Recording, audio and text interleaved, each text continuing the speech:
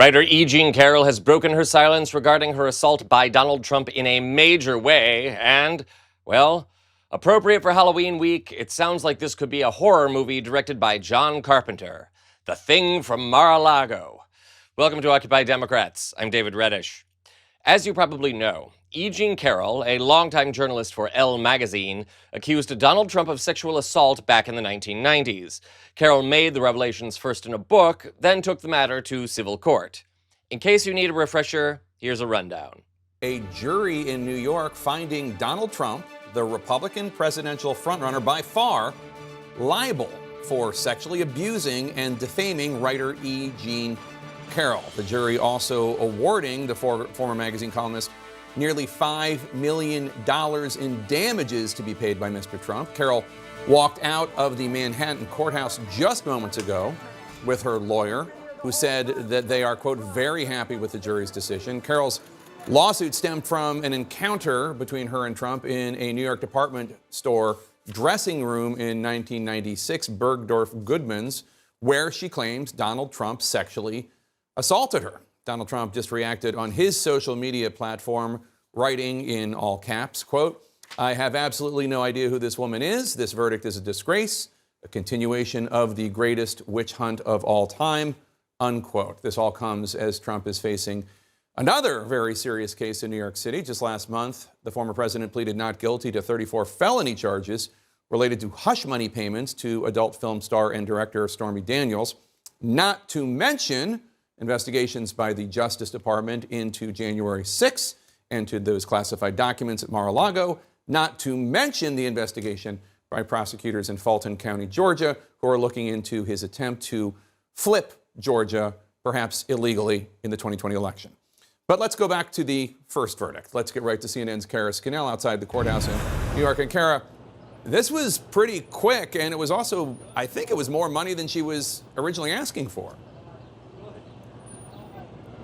Yeah, Jake, I mean, this verdict was returned just over 2.5 hours of deliberations. That seemed extremely quick for a jury forum that had a number of questions that they had to answer. And the jury here found that Trump was liable for sexually abusing E. Jean Carroll. That's all related to her story that she says Trump raped her in Bergdorf Goodman department store in the mid-1990s. And they also found that Trump defamed her when he made these statements on October 12th, saying that he did not know who Carroll was. He said that her story was a hoax and that she was not his type. It's disgusting, right? Well, with Donald Trump, don't act surprised. And stick around because it gets far grosser than you know. As that clip mentioned, Trump was found liable for sexual assault and battery in an initial civil trial. Trump, however, then took to attacking Carroll in interviews and on social media, which led to more charges, this time for defamation. The jury again sided with Carroll. Trump has made numerous appeals on the basis of presidential immunity, even though he was not actually president when the assault occurred.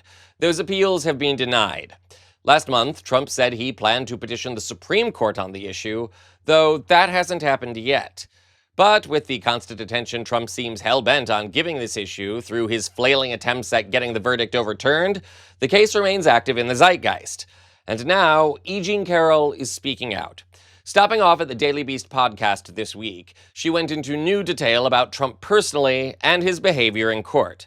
Now, this is a longish clip, so make sure to watch the whole thing. You won't be sorry.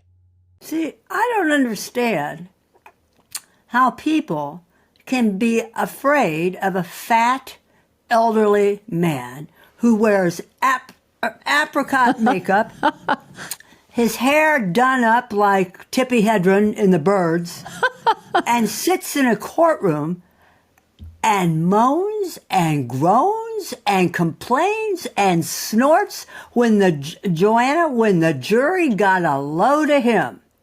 They were mesmerized.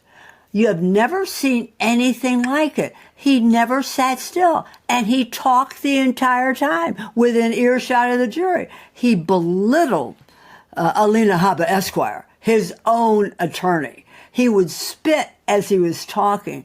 He didn't smell so good.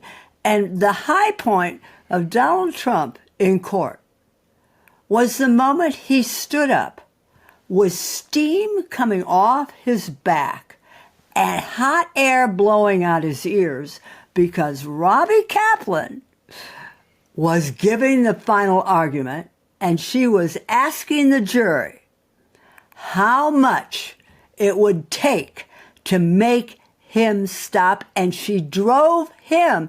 You think Robbie Kaplan's afraid of Trump? No, she turned it around. She drove him so crazy, Joanna. He stood up in the courtroom and left.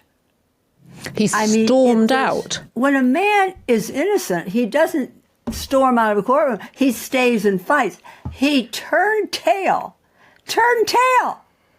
and stormed out of the courtroom. I mean, he lost right at that second. I mean, he couldn't have looked more guilty. Now that's a woman who is vindicated. We should also note at this point that Trump later filed a lawsuit against ABC for comments anchor George Stephanopoulos made, in which he said the jury found Trump liable for rape, which, according to Judge Kaplan in the defamation suit, was substantially true. Nevertheless, with Trump returning to the White House, ABC opted to settle the suit, proving once again Disney CEO Bob Iger lost his phallus years ago. For more on that, see our other videos here on the channel, especially those dealing with the suspension of Jimmy Kimmel. But I digress.